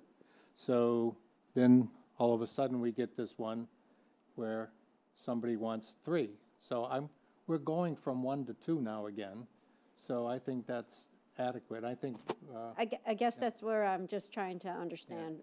yeah. Where did who's proposing the 3? And I'm just trying to make sure that we're not impacting somebody's livelihood. So that's all I'm trying to understand, is like, where did 3 come from? And are we gonna be cutting somebody at the knees? One of the I'm just trying to reasons understand. why we have Yeah. a parking issue Thank is you. is That's all I because, needed. Well, I needed, One at a time, please.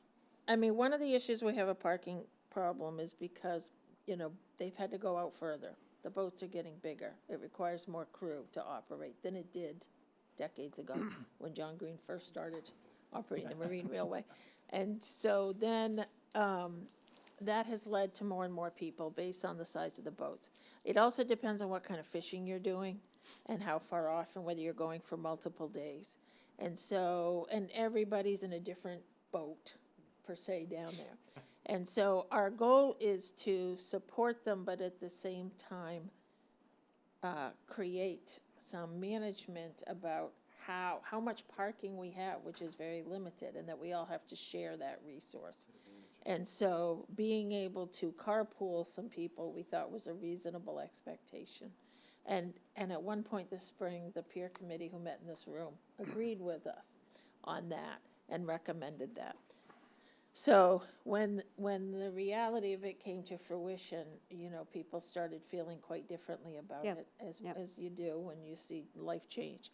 I think some of these challenges, to me, that they're bringing up are special circumstances, which doesn't mean that they need a third permit, because remember, a permit is forever for that season, whereas a pass that Frank could give out is for this trip. So they have the ability with the, so we say 3 is out because we're ex-naying the permit, but it still gives Frank the flexibility to address as needed things within his Do you normal think so, realm. Frank? Absolutely. Okay. And then I just have an off-the-cuff question. So I'm okay with that. I just have an off-the-cuff question. When we're talking back to the pier renovations, we're not doing anything to improve the parking. Are we doing anything that would make it worse? No. No. We did come forward in the early days with a pier design that we actually, I went with Barney to DOT and met, not DOT, DEP, to talk about increasing the pier size to accommodate parking. And it would have changed the entire look and feel down there. And the fishermen said, absolutely not, don't do that. Okay. And so we didn't. When we went to the planning board approval, keep in mind that if we had changed anything in the parking lot, we would have had to accommodate other parking regulations, Yes. which would have reduced the number of parking spots. spaces. So we made it clear that nothing we were doing was impacting parking. Okay. So thank you. So thanks to the board and Lori for bringing me up to speed. Yeah, it's.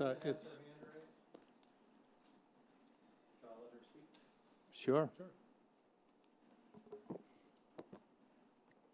Yes, hi, Melinda Anderson. Can you tell me how many parking spots total we have down there at the pier? Frank, you have that number?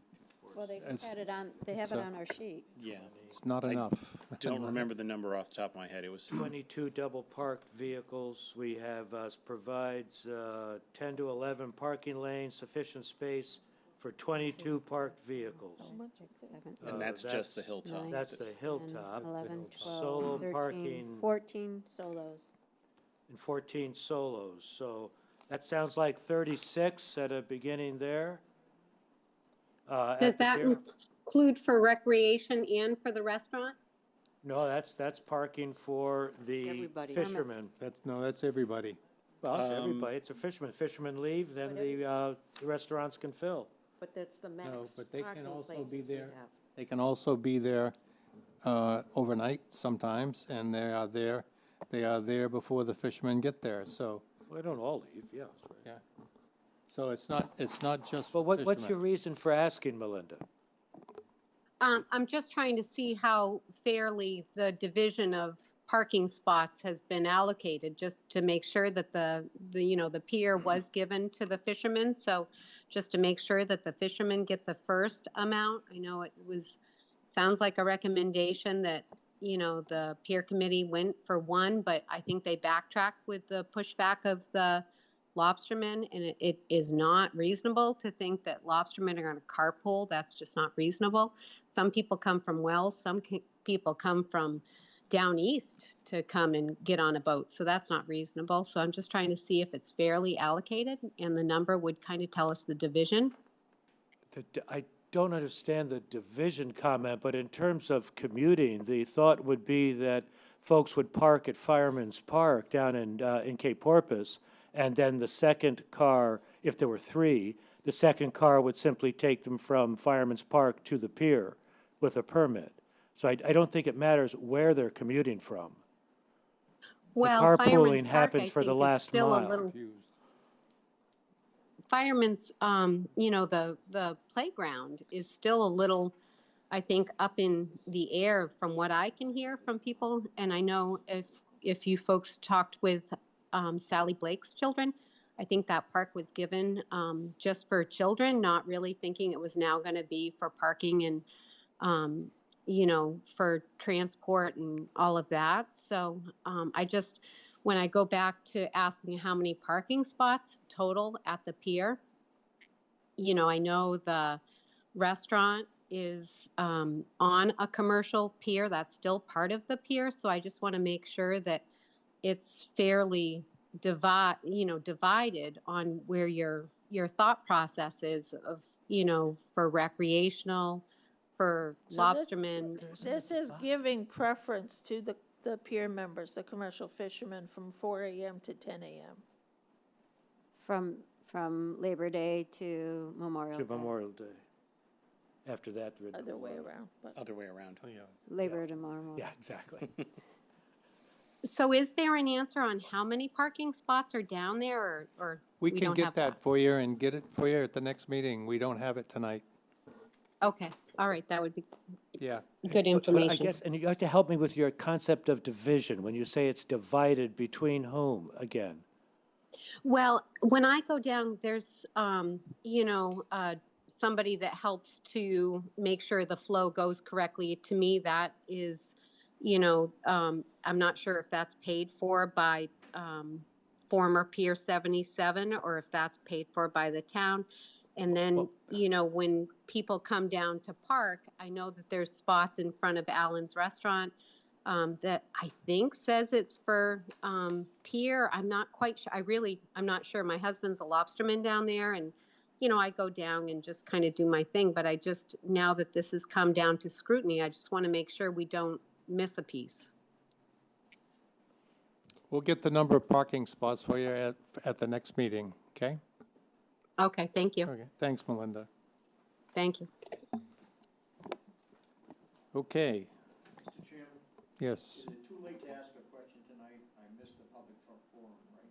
So I can't speak on it. The public forum is over. You can ask a question. I don't have anybody. I won't ask tonight, but it was on something, it says the public forum is only for issues that are not on the agenda. Correct. So if they are on the agenda, you can't speak to them. Of course you can. We've been letting everybody who wants to speak. Maybe you Sure. missed, you weren't here. Did you when- miss? Yeah. Okay, the way I read it is, if it's on the agenda, the public's not allowed to speak. No. So No. it'll be at the next meeting. Okay, yeah, no. We always let anybody speak on any item. Was there an item on this agenda that you wish to speak No, to? it was about the bonding and the land you're selling and all that sort of thing, but it's too late tonight to get into it. Okay, well, you're welcome to come anytime. I was out of town, I didn't make it in time anyway, so. You're welcome to come up afterwards and talk too, so. Yeah, anytime. Okay. Okay, item 11, appointment to committees. So we have So did we vote on? two vacant committees Cape Corp, did we need that vote? for the Board of Selectmen. Hey, And, sorry, Mike, did we need to vote on item 10 or anything, or? I just needed direction that we're Just a moving direct- forward because we'll have to bring a public hearing back. Okay. Great. And so it sounds like the board is in agreement to do that. Yes. Thanks. Thanks. Okay, growth, we've got two open positions. We've got the Growth Planning Commission and the committee, and the Southern Maine Regional Planning. And I saw this afternoon, a email went by my eyes that said that somebody was gonna volunteer for both of them. I said if nobody else was dying on the vine to do it, I would sign up, because I counted everybody on what we're on. So if I got a couple more, then I'll be tied with Mike for a number of committees. You like committees? No, I don't, but I figured, I think the Growth Planning Committee is probably more active. I've been on the Southern Maine Regional Planning Commission and, in the past, and, those meetings they weren't regular then. So, I probably didn't attend more than one or two in the last year or so. Yeah, I'm okay. If no one else, Yeah. if nobody else wants them, I'll be happy to put my names there. Okay, good. Well, we'll put Mary Beth You need to vote. Oh, we got to vote. I make a motion that we accept the slate as amended, as long as there's no other objections to anybody's slot. No? Second? Second, we got a second? Okay, all those in favor, aye? Okay, I Thank you, Mary. didn't know we voted. You're welcome. I don't remember. It's been so long. Okay, consider two appointments for the zoning board of appeals. Alan? Yeah, I'd like to make a motion to appoint Kate Byer Burke and Alan Evelyn to the zoning board of appeals. with a And moved. Kate's term- here. With a term You want to say anything, Kate? expiring Thank you for being here, Kate. Well, you- 2026. No, well, you're never at a loss for words, so. Okay, I'm glad you're on. And, Thank you for doing that. so a motion, A second? Alan made second, it, all yeah. those in favor? Aye, okay. Congratulations. You got more to do now. Thank you for volunteering. Glad to see you. Thanks. Consider appointing Mark Messer for alternate position in the Board of Assessment Review with a term expiring in June of 2026. So moved. So moved. Second? All those in favor? Aye. Well, Mark, you got another assignment, so. Yeah. Okay, accept donations to the general nurses account, a $50 donation from an anonymous donor, $50 from the Health Council in honor of Marty Forbes, and $50 donation from another anonymous donor. So moved. Second. With Thank many you. thanks. And Thank with many you. thanks. Thank you. All those in favor? Good. Other business, Mary Beth. None this evening, thank you. Okay, John. No, thank you. Alan. No, thanks. Nope. No, none here. Chief. So we just, Tracy wanted me to make sure we mentioned to everybody as well that we still have some board and committee openings. Yep. So we have 2 vacancies on the Administrative Code Committee. We have 1 alternate now on the Board of Assessment Review. We have 1 vacancy on the Government Wharf Committee. We have 1 vacancy on the Kennebunk River Committee. And we have 1 vacancy and 2 alternates, so 3 openings on the Growth Planning Committee and 3 vacancies on the Recreation Committee. And so if people are interested, they can contact Tracy O'Rourke, our town clerk, or go to our website and find our volunteer application form. Do you want to tell people where that is, Tracy? Yes, it's on the homepage. There's a link to the committee application, and I believe it's also on the town clerk's page. So anyone can look there, or they can come into town hall and I can give them an application. Person. Thank you. I also wanted to thank our Support Services Department for their work at continuing to update our website as they try to prepare for a new website. And they recently created a new projects webpage that you can link to from our front page. If you go to kennebunkportme.gov, and there's an icon there for projects.